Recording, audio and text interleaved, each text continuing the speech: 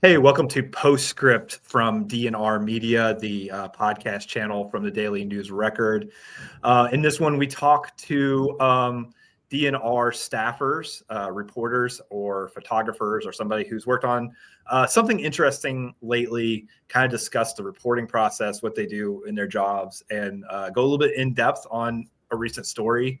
And today I have Anya Sczerenie, Richard Hronik, two of our news reporters here at the DNR to discuss the recent coverage of the Court Square Theater. It's a little bit of a kind of an ongoing saga of closing, not closing, what I consider kind of like a local institution, a legendary downtown Harrisonburg institution.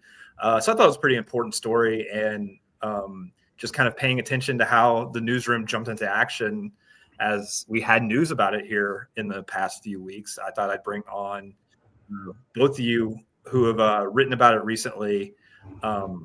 Richard, I know this has kind of been on your beat and on your radar for a while. You've covered a lot of things that have happened at the theater. Anya was able to jump on like a breaking news story when we just, all had our holiday schedules going on. So, Richard, I'll start with you. Tell me what's happened at the Court Square and, why this has kind of been like a big news locally for Harrisonburg, and how you kind of got involved in writing about it in general, like where you're kind of like the local expert on everything that happens over there. Of course. So I think one thing that's important to keep in mind is that this is only the latest development of what has been an ongoing issue. It kind of goes back to COVID. I got into learning about Court Square Theater when I learned about Arts Council of the Valley when I moved to Harrisonburg a couple years ago, and I've talked to them a fair bit when they switched managing directors for the theater a little over a year ago, I think it was, when JP Gula left. And I've been getting news alerts from the Arts Council for a while, just in my emails. And so I've grown closer and had a working relationship with the Arts Council and the theater. And so I was on the list of folks who got the email when they said, sorry, folks, show's over. Yeah. Was that surprising to you at all that it came to that point, to that, I guess, technically they were closed for a little bit, right? I know it's been kind of saved at this point, or at least for now, but like, were they technically closed for a little bit? And how surprising was it to you that it got to that point? I think they were closed for a couple of days, right? They were barely closed. It was like one day. Yeah. January 1st, I think, was the only day. Yes, which was New Year's Day anyway. So, but it did feel very sudden because nothing about this, at least to my knowledge, had been said publicly before the press release came out on, I've got it here, December 18th. They announced that they'd made a decision to shutter the theater. Arts Council of the Valley, who had sponsored the theater and kept it running, their board of directors came to a decision to pull out of the theater. And with that, there was no one else to run it. They were going to pull out on the 31st, New Year's Eve. And you know who was more surprised than we were? All of the actors. Oh, yeah. That's how much this caught everyone off guard. Not even everyone who had shows scheduled at the theater well into 2026 did not know that this was going to be happening. Yeah. Tell me about each of your personal relationships with the people, not only that run the place, but also, like you said, the actors, the people who work there, maybe people who like just take classes or whatever else goes on there. Like, how well you knew some of those people, and like you said, just how surprising that was, and then how the news coverage of it, I'm sure, probably affected the ultimate result in this, because people kind of found out something they didn't know was happening. So I didn't really know much about Court Square Theater. I mean, I had been there for shows. Everybody basically has. But when I went there on the night where they were having their first show after it was slated to be closed, it was like the actors had this sense of just relief. They were like, we are back. Because, like, especially the improv troupe that I was interviewing, which is Rocktown Improv, they were like, we would have had to go back to performing in bars, and we don't have to do that. And so now, like, it just felt like they were so relieved and like thankful for what had happened. And then I kind of knew JP Gula, but it was like, he used to run the theater he went to Act One, which is the group that's running the theater now. And I was kind of back where he was, which I guess was pretty interesting for him, because it's like when you like leave a job and then you're back to doing that job again. But he seemed proud to be there again. Yeah, mine was sort of similar. I've been to the theater for a few shows, and through different coverage, different stories, I got to know a few of the people who ran it. I knew JP. I had a pretty good relationship with him through doing different stories. I knew his successor. Unfortunately, his name escapes me at the moment, and through other shows at the theater, I got to know some other performers. And this, even though it's still small compared to other theaters across the country, this is the biggest venue in the area, in the Central Valley, outside of like JMU Arena, which is on a whole other level. A lot of people were mentioning the Sype Center, but I feel like the Sype Center, it just doesn't have, it has more of a movie theater feeling to it than like than the Court Square Theater does. So it's like sort of a different space, I feel like. Very much. Yeah, and I've always kind of like appreciated some of these places that are local and serve local, where, you know, like you said, we have a big arena in town, and we have something like the Sype Center, and there's the Shakespeare Company and Stand and things like that bring touring acts around, or, you know, like you said, a movie like maybe that's only shown at the Sype Center or things like that. But for actual local performers to perform, there aren't a lot of places here. So just how important did that seem to be to like not only readers, but like the people who actually are performing around here, once you guys were kind of breaking this news that, you know, we might lose something to this community? I feel like a lot of the people I've talked to who are actors, even people who aren't, they're like, oh, I have memories of going here growing up. And it opened in 1998, I believe, which is like the year that me and Richard were both born. Yes. So it's been around like a while. And so it's like it's not just like a performance space, it's like a nostalgic thing for a lot of people here.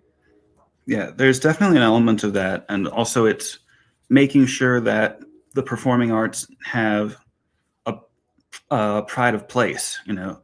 Like there's a scattering of art galleries across downtown Harrisonburg, but nothing like this for the performing arts. And Arts Council of the Valley understood that, right? They it came down to an issue of money, and it got to the point where they were eating through their own reserves, their own rainy day money to keep it open, and it finally came to a point where that couldn't happen anymore. So this was like people understood how important this was, not just readers, but the folks behind the scenes as well. Did the folks behind the scenes give you any feedback as you covered the events that, oh yeah, now we're hearing from people who want to help, or things like that, people who didn't necessarily know things were so dire financially that maybe stepped up, that have allowed them to stay open? It was interesting because I feel like we sort of went back and forth on doing the stories, because Richard did the press release story, I did the first show story, and then Richard did the second press release story in which they got a 1-year lease to keep it open. So I don't know if they really gave either of us feedback on that. Did you get any? Not really. I think everything has been happening so fast. Everyone's just been focused on the next step. Yeah. But the show that they had, it did have a larger crowd than usual from what I heard. And it raised kind of a lot of money for them. It raised like nearly $1,000.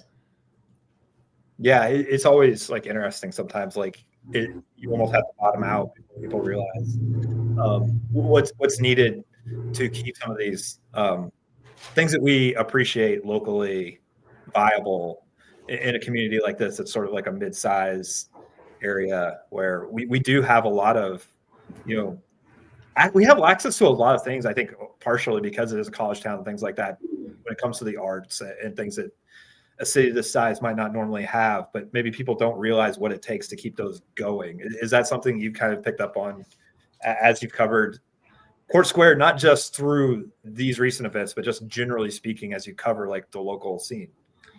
Yeah, it's like people don't realize that it takes a lot of money to put on shows. They kind of think, oh, there's a theater there so they can have shows, but it costs a lot.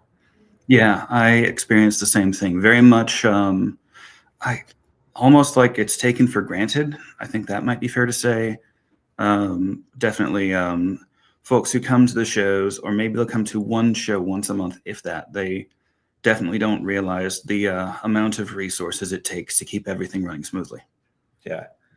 And Anya, you hit on one of the things I wanted to talk about a few minutes ago is, as I've kind of envisioned this as being a podcast for journalism nerds who want to know how we do the stories. Like, you talked about sort of like the teamwork in covering this, because this was kind of, Richard's beat, something he's been involved with for a while, but like, obviously we're not always available 24/7. And there was some breaking news. You were able to step in and, you kind of have done it as a team recently as far as like covering this story. So kind of take me through how it works in the newsroom when we have things like this, where sometimes we just need help or somebody's got to step in or we're working together on something. So I feel like with Harrisonburg, it's not just one person's beat, we kind of all share it. And because Richard was still on vacation at that time, just like home with his family for the holidays, and I like working on New Year's because I'm weird and I like covering the like polar plunge or pirate plunge or whatever that's called. And I get like, I guess extra pay for it too. So because of that, I was there and I was like, well, I might as well go here if it's happening. And I'm sure that like Richard would appreciate it. And then when a press release comes in that has like news, I was like, oh, well, he knows these people better than I do. So it's sort of just like who has the opportunity as well as who knows the people the best. And sometimes we share coverage. Sometimes we like give it to another person if we're busy. It's like we try to have teamwork here. It doesn't always work out, but we do try to have teamwork here. Yeah.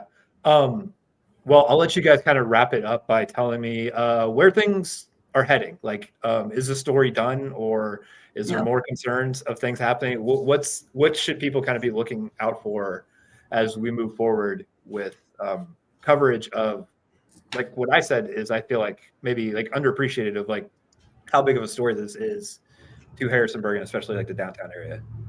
So the next major thing that's happening, Act One Theater Company has taken over Court Square Theater, but HRHA is still going to be part of the planning process for the future. Because they own part of it, right? Yeah.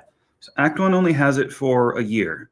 And during the rest of this year, HRHA, that's the Harrisonburg Redevelopment and Housing Authority, is going to be holding community meetings to determine the future of the theater. Sort of what happens when Act One's lease runs out. Do they keep it? Do they stay in? Does someone else take it over? What's next? And I think we're going to be looking very closely as those meetings come and go. And one thing that I will also say is that when they first started talking about closing down, I think everyone, maybe not you, but me definitely, thought that like they would not open up again. Oh, yeah. So, and with like, when they said that Act One had a 3-month lease, I had some hope for it opening up again. When they said that Act One had a 1-year lease, I had even more hope. And now I'm kind of optimistic. Yeah, the future's bright. At least I think so. Well, it certainly seems like there are folks around who are very interested in the theater staying open. Whether or not they come to a consensus, we'll see what happens. Yeah. But I think there's hope. All right. Hey, well, I appreciate you both jumping on here and breaking down what's happening over there and how we covered it in the paper. And yeah, look forward to doing another one of these with you guys in the future. So you've been listening to Postscript from DNR Media, the Daily News Record podcast channel. Be sure to please like, subscribe, follow wherever you listen to this, or watch it on YouTube, or anything you do. Like, that helps us out a lot. So appreciate it. Thanks.